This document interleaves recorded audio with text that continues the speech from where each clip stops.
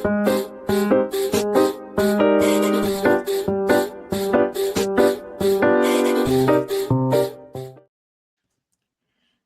there, I'm Marilyn, CEO and founder of Cosmic Centaurs.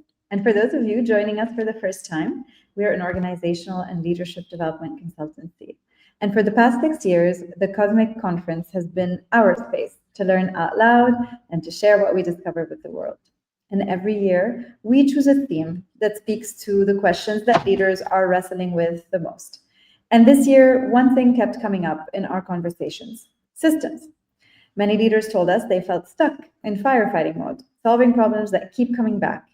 And what we realized is that this wasn't a failure of leadership or strategy, but of the systems that they rely on. And that's why this year's theme is "The System is the Strategy," helping leaders shift from firefighting to future building. And across our 3 online tracks, we're exploring what it means to think in systems, from the foundational tools and methods to real-world examples from leaders who've built systems that scale, innovate, and sustain, all the way to the human and spiritual dimensions that bring heart back into the conversation. And today we're here to talk about building systems to innovate. I'm going to give you a little bit of context. I'm joining you today from Beirut, but I usually live in the UAE, where this year, not a coincidence, but maybe a coincidence, we're hosting JITEC. So I ran away from the crowds. But the UAE has forever been a place where we've seen incredible levels of innovation over a really long, sustained period. A little bit of data for you there. In 2014, the UAE launched its National Innovation Strategy, and it was aiming to take innovation in the UAE to new heights, promoting a culture of innovation, making sure it was embedded across everything from individuals to companies to the government. And a few years later, it evolved into the Advanced Innovation Strategy, shifting focus from individual projects to a sustained culture and system of innovation aligned with the country's long-term vision, the UAE Centennial 2071. And this national effort has been about more than new ideas, but rather it's about cultivating the mindsets, the systems, and the leadership behaviors that make innovation part of everyday work. In 2025, the UAE ranked 30th globally and 3rd regionally in the Global Innovation Index. And in today's session, we've asked Wissam, and I'll introduce him in just a second, to join us to talk about what it takes to build these systems, because he was at the heart of all of this action.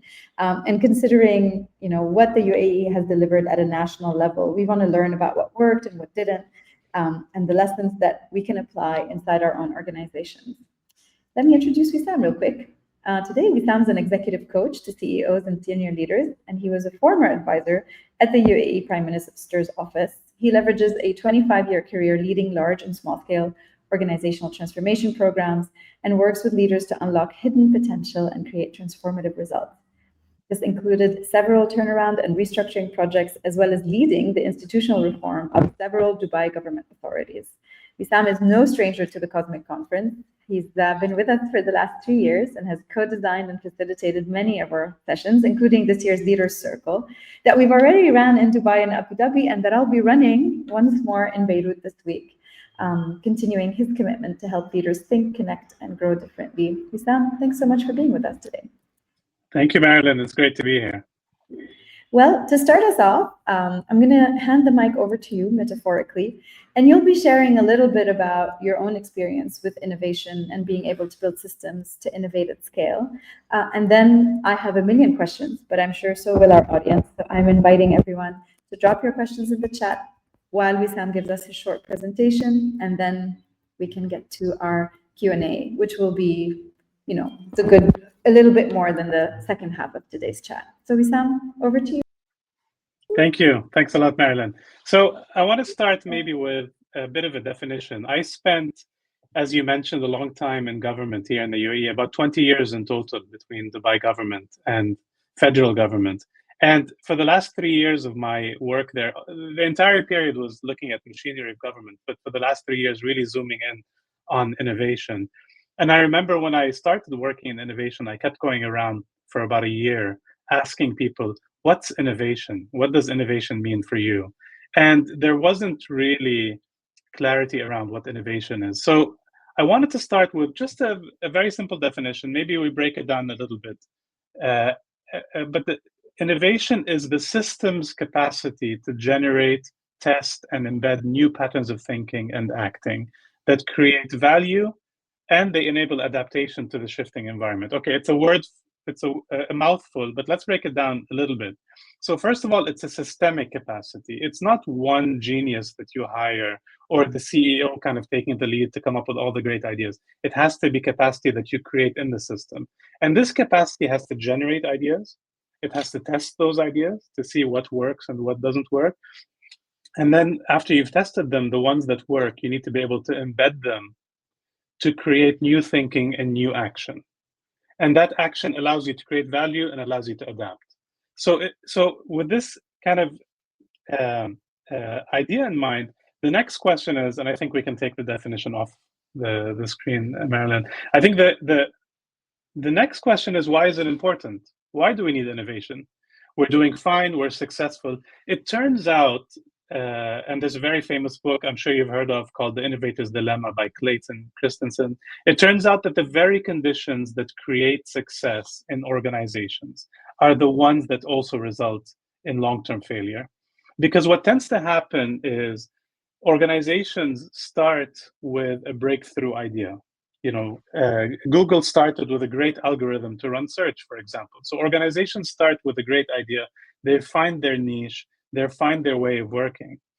And then what happens is they start wanting to protect that idea. They start wanting to protect that success, either externally in the market by creating moats around what they're trying to do, or internally in their own organizations. So they start building systems inside the organization that, rather than experimenting and taking risks, they turn into these systems that foster compliance, they foster rigidity, and over time, what you find is rigidity can really set into the system. So you've got this organization that's locked into this one formula of success that they've discovered, and then the world shifts. And now the formula that they've locked themselves into is the same thing that holds them back from succeeding going forward. And this is very true even in government. So if you think about kind of what's happening around the world, if you think about the geopolitical shifts that are happening around the world, the economic shifts from west to east to far east, all those things that are taking place, those are all systems that are in many cases are lacking innovation and are not responding to the global shifts that are happening. So as I mentioned, these systems that, again, they tend to gravitate towards rigidity, towards compliance. I want to share a couple of maybe quick case studies that could be useful just to showcase what I mean by this rigidity setting in. There's the famous case that we all know about, which is Nokia, right? Nokia was a global leader in the smartphone market, in the mobile phone market, and eventually in the smartphone market. And everybody thought, I mean, these guys were just gonna coast. They're gonna continue to dominate. And then out of the blue, Apple decides to release the iPhone. In fact, the very first iPhone had fewer features than any Nokia phone out there. The funny story that everybody talks about is it didn't even have, cut and paste. If you made a mistake in your message, you had to delete the whole thing and rewrite it. But the design attracted consumers, and over time they dominated that space. And there are actually a lot of case studies done and a lot of research done on why was Nokia unable to adapt to that shifting environment, even though leadership was aware that they needed to do something about it. They had awareness that iPhone was threatening their market. They had interesting ideas to roll out. They weren't able to move from ideas to execution to scale. And so this is when we talk about systemic rigidity, this is what we're talking about. That even when you as a leader become aware that things need to shift, you've designed your system and you've trained it in a way over the years that it resists that shift. Another case study is unfolding live in front of our eyes right now with Google, because Google's whole business model is that I can allow you to search the world's information, and I sell you advertising on the side. next to that. Now, there have become a lot more than that with YouTube and other solutions, but fundamentally, the bulk of the revenue comes from this. And now we're entering an age where humans no longer need to search for information. AI has already read through the world's information. You ask it a question, it gives you the answer. You no longer need to go to a website to find the answer. Now, Google is trying to adapt with their own version of AI, but the question of how do you create profit out of that has not yet been answered, at least publicly. So I'm curious to see how this unfolds, but this is something that we can see very, live. But I want to shift maybe back to the story of Dubai and the UAE and what happened there. Dubai and the UAE is a great story of a success story that's built around innovation. Those of us who have been living here for a long time, this is my 24th year now living in Dubai. But even if you kind of know a little bit of the history, you know that the city started by making very bold moves initially. It started making a buzz for itself with things like Jebel Ali Port, which was a major investment early on when people didn't think that there was a need for a port of this size in this part of the world. Burj Al Arab, which was marketed as the world's first 7-star hotel, but again, it was this stake in the ground that we were going to be a tourism destination, and we want to create something great that has never been seen before in the world. Then you had things come up like Internet City, Media City, the Dubai Shopping Festival, DIFC, which at one point there was this massive competition between Dubai and Bahrain on which city was going to be the finance capital of the Middle East, and eventually Dubai won that. But if you were around at that point in time, living in Dubai, or at least listening to what was happening here, it felt like there was just one innovation after another that was coming forward, that was being announced. It felt like there was no shortage of amazing ideas. And the city grew, and the country grew, and people moved here seeking a better life and seeking to work on the opportunities of what was unfolding. Institutions had to be built. I remember when I joined government in 2005, it was a much smaller government, and we had to build institutions. We had to build the Road and Transport Authority and the Knowledge and Human Development Authority. We had to restructure the Health Authority. So there was so much happening in terms of institution building, new legislation to look after the needs of people who are moving here, new policy, new regulation. You had, companies opening up, restaurants opening up. How do you keep everybody safe? How do you keep things moving? And over time, government just became much more complex. And I remember a few years ago, this was right after the COVID crisis, we were having a conversation around the office, and one of the ministers said, "We built the IFC in 6 months." And I said, "Could you build the IFC in 6 months today?" The system had become so complex and so geared towards compliance that could we do the same level of innovation that we had before? And then this put us on this journey of how do we embed this innovation capacity into a much more complex government? So I believe that the lessons that we were able to learn through that process and the frameworks that we developed, if they work for government, they work everywhere, because government in many ways is one of the most difficult systems that you can innovate in. It is highly regulated, right? It's a system that's designed around compliance. You don't want people in government making things up on the fly as they renew your passport, or as they issue a fine, or as they regulate restaurants to make sure the food is safe. You want them to be highly compliant. Governments are designed around the world, not necessarily to succeed. They're designed not to fail. You don't want a government that's taking risks and you're not sure if it's going to be around kind of a year or 5 years from now. You want a government that endures. And so a government prioritizes avoiding failure more than it does achieving success. And as a result of that, there really is no burning platform in government. It's rare that you see a government that says either, we have to do this. This is the direction where we want to go. Otherwise, disaster. Because again, governments endure. They're designed to endure. They're not really designed to experience failure. And so within that environment, the question was, how do you encourage a little bit of risk taking, a little bit of experimentation, and coming up with new ideas that you can then embed back into government? So we as we tend to do in UAE government, we did a lot of benchmarking. We consulted experts around the world. We traveled and saw what other governments were doing, and we learned from their experiences. And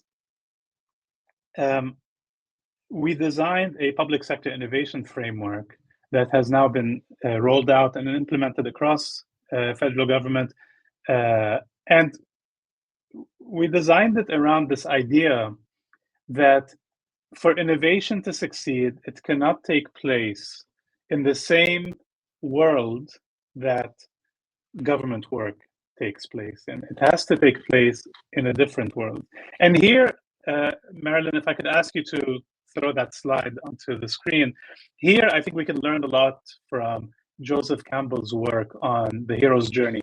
Very quickly, and I know many of the people listening will be familiar with this, but the hero's journey is, so what Joseph Campbell did is he looked at myth and stories from thousands of years ago until now.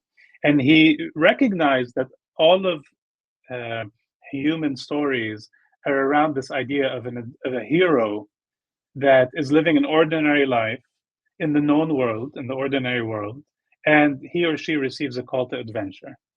So there's something that takes them out of the ordinary world into the unknown, into the extraordinary world. And they cross the threshold, and then they go on this adventure, and there's a transformation that takes place. There's a revelation, there's knowledge that's gained. But then they have to return. It doesn't end there. The hero's journey doesn't end there. It goes back to the known world. And the hero comes back with a gift, and he or she can then use that gift to help the people back in the known world. And so innovation really takes place in a very similar structure, right?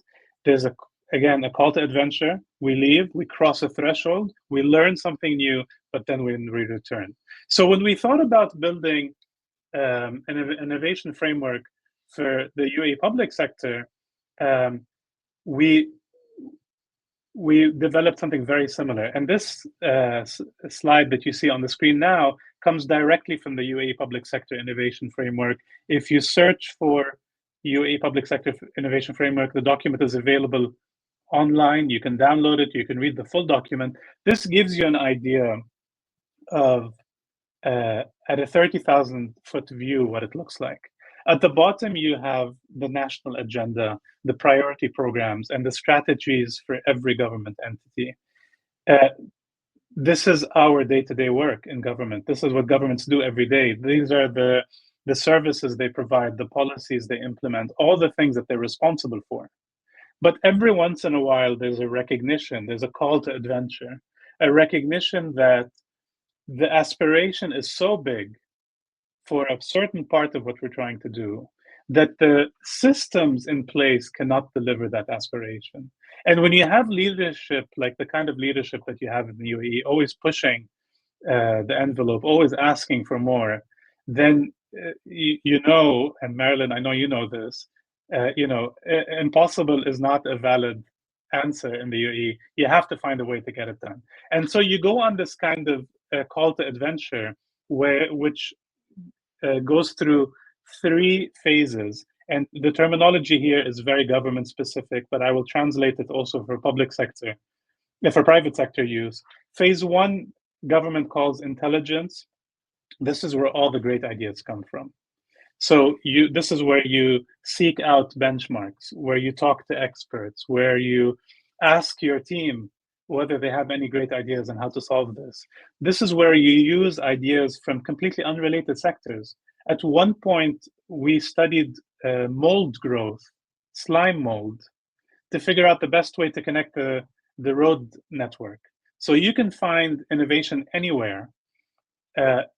you gather a lot of intelligence. And then you go through all of these ideas and you try to figure out which ideas might be interesting to experiment with. And that takes you to the next step, step 2, where we call it here possibilities, but this is all about experimentation and prototyping. And here what's really important is the experimentation and prototyping cannot take place in the ordinary world. It cannot take place as part of your regular systems and processes and rituals, because you've already trained the system not to take any risk. In government, what this meant was we had to create spaces where the HR laws were different, the HR policy was different, the procurement policy was different, where people could do things that legally were not allowed in government, but they could in this one space, because you want to experiment to see if the idea is successful, even if it's not yet ready to be implemented.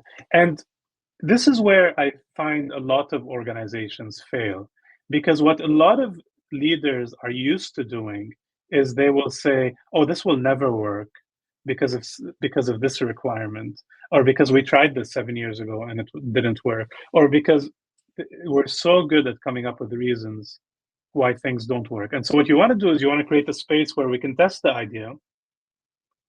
And then you get to stage 3, which is, we call it here multipliers, but this is the return back into the ordinary world. And in government, what that looked like is you developed an idea, you tried the idea and you experimented with it and it works. Now, how can you make it appropriate for government? How do you take this idea and translate it into a set of policies, a set of services, a set of communication, so that people understand what they need to do? And this is the work of bringing it back into the system, into the ordinary world, and scaling it again, so that it multiplies and it has the impact that you're looking for. So the journey here mirrors the journey of our hero that leaves the safety of the known, that accepts that they're now in this world which is full of adventure and can be unsafe, but then returns with new wisdom that they can implement. And so I'll close with one final thought. When you design innovation in your own organizations, you're designing something which you don't need right now. If you're waiting until you have to have innovation to start with innovation, it's too late. You have to start designing innovation capacity in your system now, and you have to design it on the margins of your system, not within the processes and governance and systems that help keep the engine running. You design something on the side, and then you use that to feed the innovation and the new ideas back into your organization to drive the next stage of growth. So let me pause here, Marilyn. This is what I wanted to share, kind of to set the context of the rest of our conversation. Yeah, thank you so much for that context. Honestly, first of all, I resonated so much with a lot of what you said. Any of us who has called the UAE home for any period of time will attest to the speed and the level of innovation that this country and the region has been witnessing for a really long time. I used to joke that when I came to the UAE, I discovered what actual speed is. I used to think in technology that we were agile because I was in tech, and I thought, oh, agility, of course, like we know what we're talking about, until I came to the UAE and I worked in real estate, which you would think, actually, I'm an architect by training. I left architecture because one of the reasons was I didn't think it moved fast enough for me. And then came to the UAE, worked in the broader kind of ecosystem of buildings, and then realized what real agility and real speed sound like. Yes. Which is such a grand realization. And I also always say that if I hadn't built Cosmic from the UAE, I wouldn't have been I'd like to think we're innovative in our field. We move fast, try things out, we experiment a lot. And I think the place where we're headquartered really played a big role in that. I have a lot of questions for you. There's also a couple of really good questions in the audience, which I'll come to really shortly. The first one is just looking back at the process of developing this innovation framework. I know you only gave us a really high-level overview, but what do you say is uniquely UAE about it, right? Because some of what you shared could apply universally, but what would you say were the specifics of that context? Sure. I mean, I guess there are a couple of things that are specific to the context around which this framework was designed. The first one, as I mentioned, is the government context. So there's some translation work that, I mean, the principles are the same, but there's some translation work that needs to happen to bring this into a private sector context. So if you work in a profit-making company, some things are going to be a little bit different. And the other thing is the cultural element. When I mean culture, I mean the national culture. The GCC culture specifically, but the Arab culture more broadly, is a culture that prizes loyalty and getting things done. So it's a culture where we're great at doing things once somebody sets the direction, but we're less good at challenging and pushing back. Because when somebody senior has spoken, very often their direction is considered it's considered sometimes impolite to challenge. And innovation is all about building spaces where people can challenge and experiment and do things differently. And so when we were trying initially to say experimentation had to happen everywhere, that didn't work, because everywhere was an environment where people were sometimes concerned about speaking up and challenging. So then we said, okay, let's create a set of rules and rituals and spaces that people can go to and feel like the normal rules don't apply there. And so that's one way in which we adapted a lot of the work that we saw into the local context. Nice. We have a question from the audience that's actually perfect right now. How do you know if a new idea belongs inside the system, as in the, let's call it the more traditional system, or should be incubated in the more innovative part of your system? That's a great question.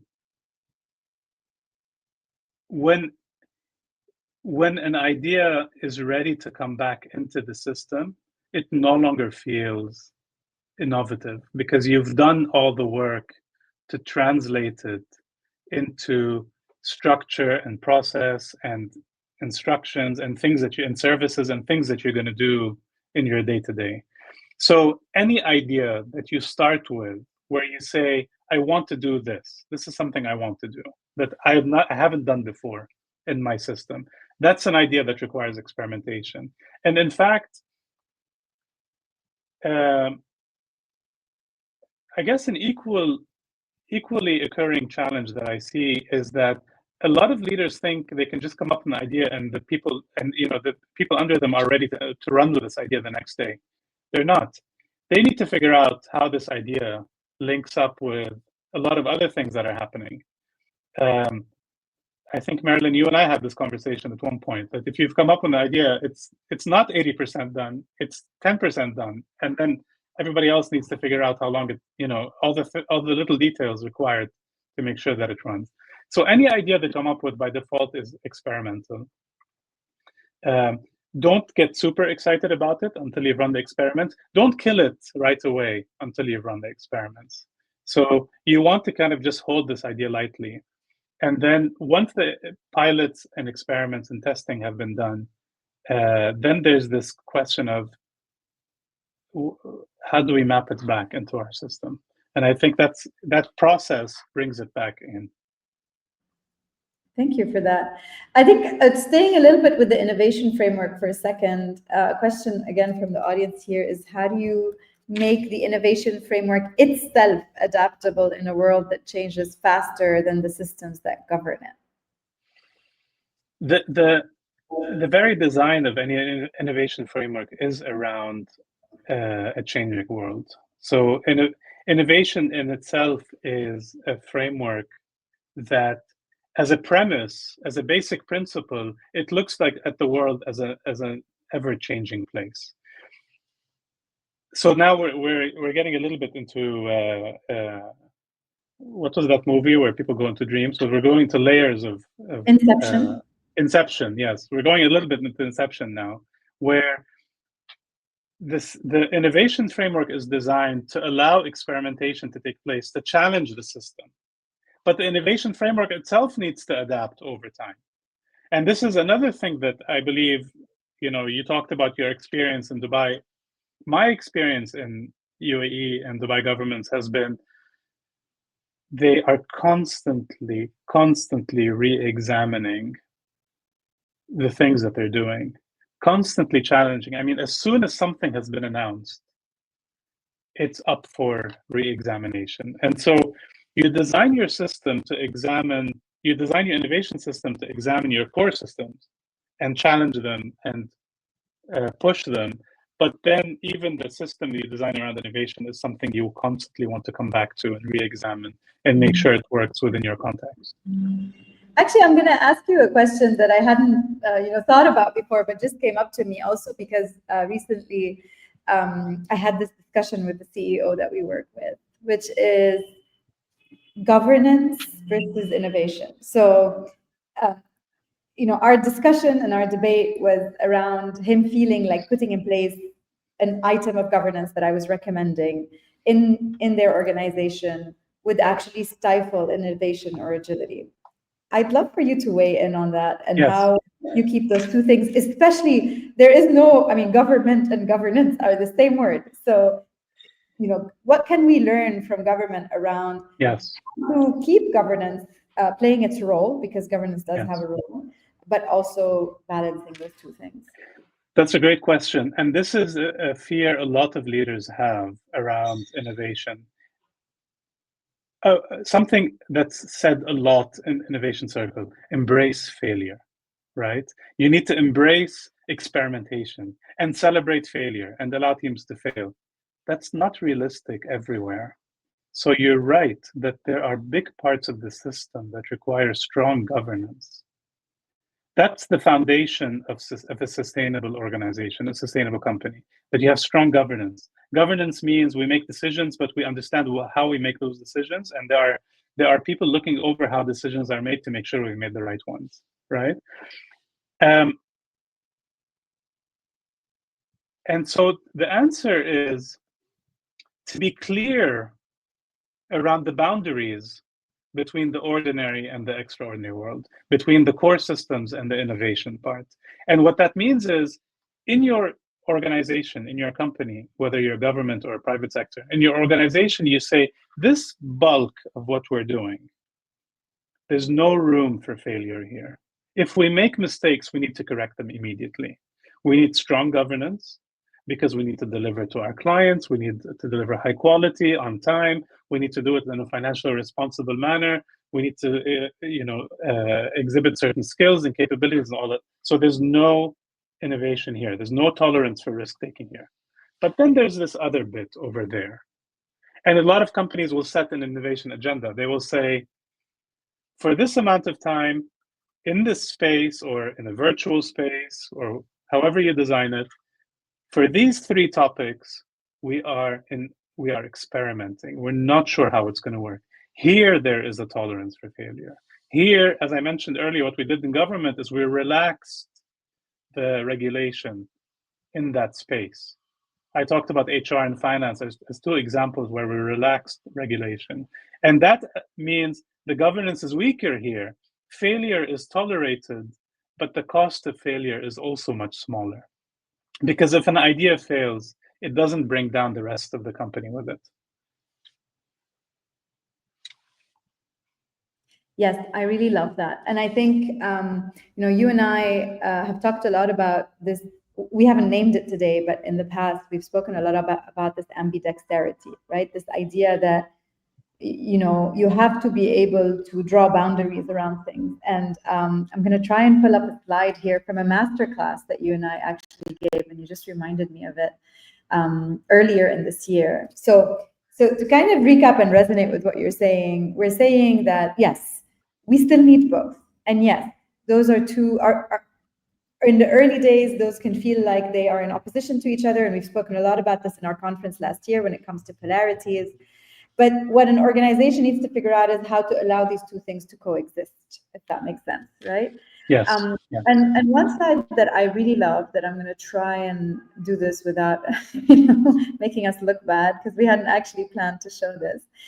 Let me see if this is going to work now. Here we go. Is actually this work here that is around speed and excellence. And what we see in kind of the research around these topics is that in the early days of an organization, the loop between one and the other is extremely fast. It operates within the same individuals, and it's contextual. Like, we're able to adapt really quickly. We make a choice, we decide together, and it's done. And then as the organization hopefully is successful and grows and has more people that they serve, which is what you're just talking about, like the number of customers that we have and our reliability and so on, we start to see that the shift between one and the other is over time. So we start with speed because we want to experiment and try stuff out. And then the closer we get to releasing something or to making it available at scale, the more we over-index on excellence. And then what you're now talking about, which is why I got reminded of this slide, is the structural piece, which is that at some point, you now have to really put a little bit of a Chinese wall between those two things, because otherwise they keep contaminating each other and none of them actually delivers what it's supposed to. Speed becomes slow and excellence becomes messy, and now none of the things that we were hoping to create are actually delivered. Yes. Would you? That's a great slide. And I agree with that. I would add maybe to your point about Chinese walls, I would say poke a few holes in the walls. And what I mean by this specifically is it's very useful to pull people out of one structure and into another, and then get them to work on some of that innovation and bring it back with them. So there is value in moving people from one of those boxes into the other and back over time. And one of the things we worked on in government is building rituals in and out of those spaces. So people felt like things were different when they stepped into this other space. But to your point about building this ambidexterity, Marilyn, it's worth saying that really the role of leaders is to hold this tension. Because on the one hand, organizations are designed around precision. And precision prevents experimentation because there's a way to do things and we do them this way. And on the other hand, experimentation also prevents precision from creating rigidity and obsolescence, right? We don't want to become obsolete as an organization.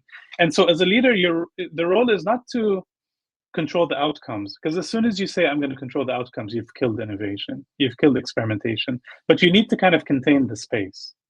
What we were talking about before, in this space, these are the rules. In this other space, these are the rules. And then being clear in terms of how you show up and how you communicate.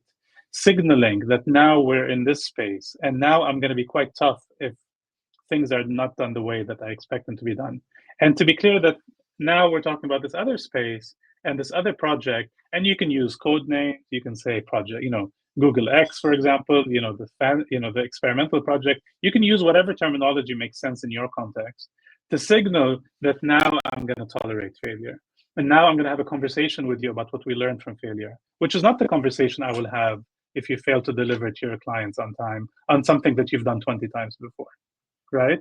And so having this awareness, and I think this is what you mean also when you talk about ambidexterity, that how do I show up in different ways for different parts of the organization?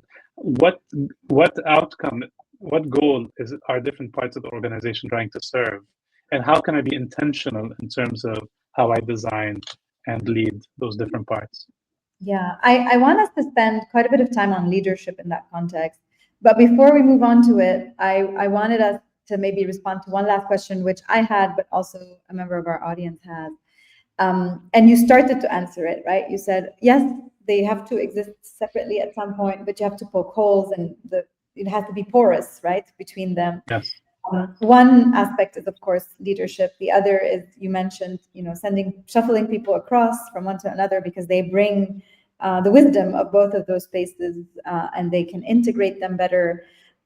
What are some of the other elements from an organizational perspective obviously I'd love to hear your thoughts on organizational culture, but also what are some of the other things, be it on process, be it on capability development, that you thought were really essential in the organizational development aspect of things to make sure that the government entity or the institution that you're working with was ready to do this well?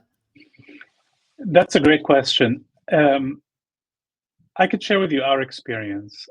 I don't know that this is universal, but I think it helps a lot in terms of a frame of mind to approach this.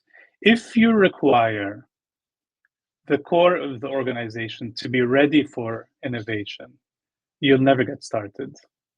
So we designed all of our innovation practices and frameworks and processes around the needs of the government rather than changing the government to fit our needs. And what that means practically is to understand deeply those points of transition, entering the innovation space, and then reintegrating back into the non-innovation space. So when we went to government initially and said, here's a great idea that we've tried, and we want you to implement it. If we went to a ministry, we might say, this is a challenge you've had for the last 10 years. You haven't been able to solve it. We've run these experiments. We found a solution. Here you go. Nothing happened. What government wanted, and by the way, we had many meetings where people were super excited, very happy with the result of our work, but then it didn't move forward. It was only when we did the extra work to understand how that machine works, how the government machine works. What activates change in a government machine? Maybe it's a new law. Maybe it's a cabinet decision. Maybe it's a policy that's issued. Maybe it's mapping out 7 services that we need to implement, allocating a budget for it, and making sure it's written on, Form 7A.3 or something. You need to go into that level of detail so that once you've found the solution, the main organism doesn't reject it, it accepts it. And that's part of the work of innovation as well. Does that kind of answer the question you were asking? Or and it's a brilliant demonstration of systems thinking in action, right? Because it's about finding the leverage points. And they may sound, you were saying form 7.B, they may sound silly to you in the beginning, but those are the leverage points of that system. Yes. And so this is not a space for judgment. It's a space for understanding, root cause analysis, mapping, and then without any emotions attached to this process, just pressing on the right buttons and seeing if this. And by the way, that Form 7A, whatever, was created by someone to improve compliance and rigidity. So it's there by design. Somebody thought this was a good idea, and it's serving some purpose, right? But now we need to find a way to bring innovation into that rigidity. And so having that understanding of that crossover point is really important. It's a lot easier to say we're going to experiment. So many methodologies to experiment, to try things. How do you bring the successful ideas back in? It's something that you can only solve in the context of your own organization. Yes, there's no universal answer to this question, and it has to be specific. I really love that. That's a wise perspective. We have a question here. I'm just curious to ask it. It's going to be a tough one. I'm not sure that it's going to be easy to answer, but that's why I love it, actually. So this is a question from Faisal, and he's asking, how can innovation be applied within consulting, specifically in large firms like the Big Four? And I suppose that part of why that reason, well, first of all, I'm in that ecosystem broadly, so very curious to see what you'd say. And then I imagine that with the Big Four, it's a combination of things like size, but also the need to deliver excellence repetitively. Like there are maybe a few headwinds there that may make Faisal feel like they're not very innovative. So what's your perspective on that? I can offer a couple of thoughts on that. I don't know if I can offer a comprehensive answer, but consulting firms are designed where people, the individual consultants in the firm represent the broader firm. And what that means is, as a client working with a consulting firm, you expect that regardless of who the person from that firm you're sitting with, they're going to provide a predictable level of service. And so even though a lot of consulting firms especially the larger ones. I would say this is probably more relevant to the larger ones, which is, I think, the point of Faisal's question. Even though they position themselves as being highly innovative, actually internally their system is designed so that all their consultants speak with the same language in the same way. They deliver the same quality of work with their clients. What some firms are starting to do is they're starting to create pockets of capability around trying new things. We saw, I think, if I'm not mistaken, it was McKinsey who did something around AI, McKinsey or BCG, I'm not sure, but they said, we're going to create this thing around AI and we're going to just see what happens. You know, does it replace our job, the jobs of some of the consultants? Does it help with the quality of the analysis? You know, what's going to happen? So that's one aspect that is worth thinking about, that this distinction between what we say we are and what we really are and how we design ourselves internally, and not to drink our own Kool-Aid in consulting. The other thing to think about in consulting is the conversations we have with clients. The way consulting conversations happen is the client says, this is what I want. The consultant says, I'm going to offer you now a scope of work and deliverables, right? And we sign off, before we get started, we sign off on a scope of work and deliverables. And there's a lot of work that happens around that. I was a consultant before, I know how it works. And then if the client asks for an extra piece of paper, we pull out the scope and we say, this is not part of the scope. You know, we'll do something else with you. And every time you find yourself starting with the end in mind, you're not innovating. You start innovation with a direction, with an intention, but you don't know where it's going to take you. So maybe in consulting, I haven't thought deeply about this. Marilyn, you might have better ideas than me, but maybe in consulting, there's room for some of the projects to start with a different kind of conversation, to say, we recognize the challenge, and we agree with you that it's a challenge. Let's work together for a couple of months on this challenge, but I don't know where it's going to take us. I don't know how we can articulate that in a contract, but maybe something to think about. Yeah, I mean, I'd like to think that as an organization, that's what we always do. I understand we're small, we have a lot of flexibility. I'm not going to yell at anyone if their margin is 3% less than what I thought it should be, or 10 or 15. But I think being outcome-based is the core of our thinking. But of course, that requires a lot of both financial, mental, and process agility, and also a cultural element of favoring the outcome over anything else, and trusting, which sometimes can be hard when the company gets large, that the universe will reward you for this appropriate, partnership. But yeah, I understand. And I also, the context of consulting firms these days is very tricky and difficult. But that actually brings us to the question of leadership, because I think, we can look at the system and adapt it and change it, but no matter where we go, last year we said the same thing, the year before we said the same thing. The one variable that isn't easy to solve for and really requires a lot of, you kept using the word intentionality, and I see it there as well, is how to show up as a leader, whether you're, to drive innovation, no matter what your context is. One of the things that maybe is hard for leaders as a first step is to separate themselves from the system. And you and I have spoken a lot about this over the last few weeks, and later, we'll share maybe some insights from the small leader circles that we've been running.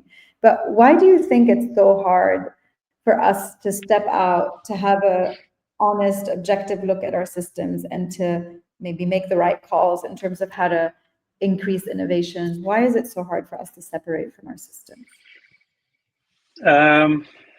That's a very complicated question with a very complicated answer. It's hard because we are part of the system, because we are influenced by the system, and because as people, we tend to very quickly adapt and take for granted that the system is something that we can change and manipulate. That's one element of it. The other element of it is specifically for leaders, is that we can sometimes blur the lines between our personal goals and needs and the systemic goals and needs. So, for example, I worked with a leader once who was trying to increase sales in his organization. I was coaching this leader, and he kept looking at a systemic failure as a personal failure. So it wasn't that the system wasn't producing revenue growth, it was that he was failing as a person. And that can sometimes create overlap, blur the boundary between how the leader looks at himself or herself and how they would look at the system. And so helping him step back and say, this is not about how good you are at sales. Think about this as a system. What are the steps that you would want people to go through where the output is increased sales? And that's easier said than done. And there was a whole lot of coaching that went behind that. But creating that separation, and I know you and I had many conversations about this, as you said, but creating that separation to look at the system from the balcony down, not to be part of it, is something that does require some effort. For sure. And actually, maybe we can share a little bit more about how we've tried to facilitate that for the leaders that came to our circle, and maybe what we've learned from it. Because even, you and I have had many conversations over the years. I'm always trying to experiment with myself, because before I advise a leader on, oh, this is how you can move forward, this is what you can change about how you're leading, I always try it on for size first, for sure. And I can maybe resonate that it's always hard in the beginning to see yourself separate from your system, especially in a context of someone like me. But as we've discovered, this is true no matter what size of the company, and also no matter what position you occupy in it, as long as you're looking at your team. Because you are the system. Especially in the early days of Cosmic Centaurs, now less and less so, thankfully. But I was the system. Everything was made based on my own view of the world and what I wanted for us, and what quality meant for me, and what excellence or speed or whatever meant for me. So Wissam, tell us a little bit about the Leaders Circle that we've been hosting, and maybe some of the things that you've learned that you want to remember. I think one of the most difficult things we asked leaders to do was not only to be able to look at the system, but to also realize how much of it is them and how much of it they are causing. Yeah, so absolutely. Absolutely. No, we had a great time organizing and running those leadership circles, Marilyn.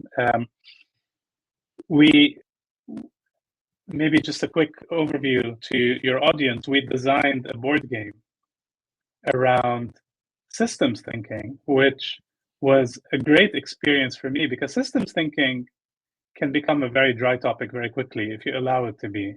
And to take this topic and turn it into a board game. And one of the things I remember very, very early on you challenged us with is, how do we create something whimsical, something fun, something unexpected?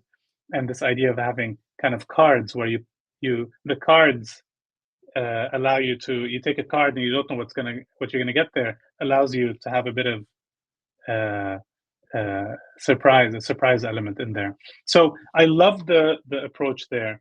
The whole design of that leadership circle was around two things. One, recognizing that a lot of the system is something that comes from within the leader, and without going into the psychology of it, and without going deep into kind of all of the how leaders and systems connect, but the things that you're worried about, the things that you care about as a leader, are the things that you focus on creating in your organization.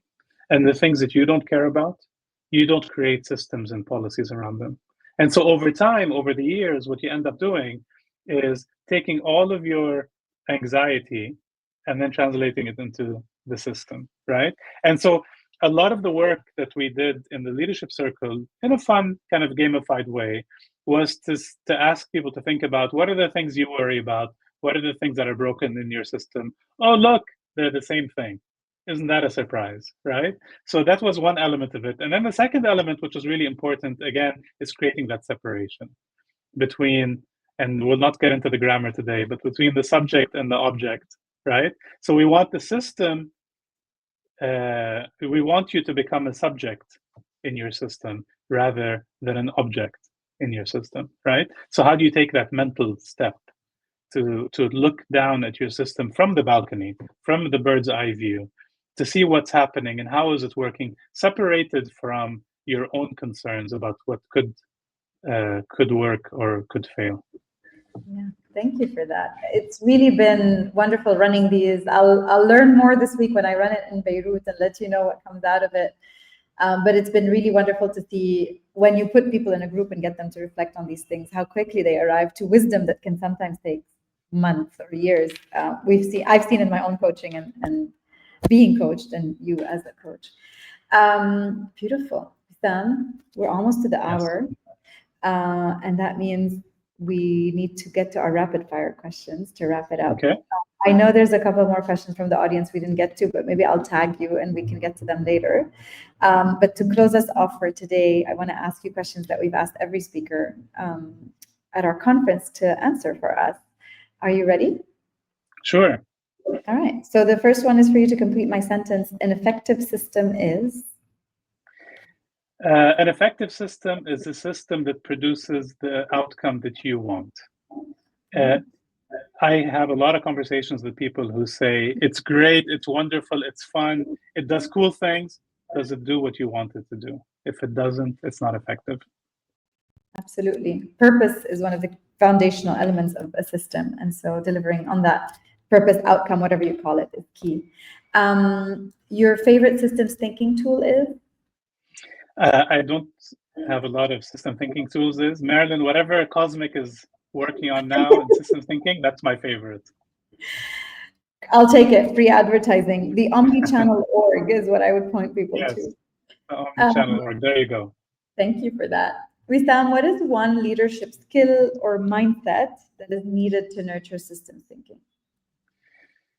There is this concept called negative capability, which I think is super important, system thinking.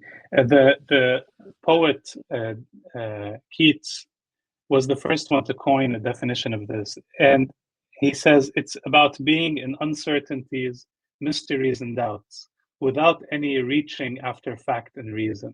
And what that means is when you're not sure what's happening, when you're worried about things going wrong, when you don't have all the data and all the clarity that you wish for, can you remain steady inside this ambiguity without rushing to impose any premature order, without rushing to fix things and add processes and add systems and add compliance steps and send it to me before you send it out? I need to check everything. So this ability to tolerate ambiguity, to tolerate uncertainty, I think is so important, especially in systems thinking. Leave it to you to leave us on poetry. That's beautiful and the perfect ending to today. Wissam, thank you again so much for your time and your wisdom and everything you shared with us. I learned a lot from our conversation, and so did our attendees. Thanks to all of them as well for joining us today. As always, if anyone is interested in engaging with more of our content, there will be more webinars. The next one is Wednesday, October 15th with Jose Rodrigo Cordoba Pachon, who's a professor at Royal Holloway University of London. We'll be exploring how to weave the human back into the system and the system into the human. So let's see more poetry coming up. But also I should mention, Wissam, that you and I, along with others, will be hosting our final in-person event in Dubai on October 31st. So if anyone is based there and would like to come experience some of our facilitation and our systems thinking work in person, we welcome them then. Until then, we all hope you have a wonderful week. Enjoy GITEX if you're in the region, and see you soon.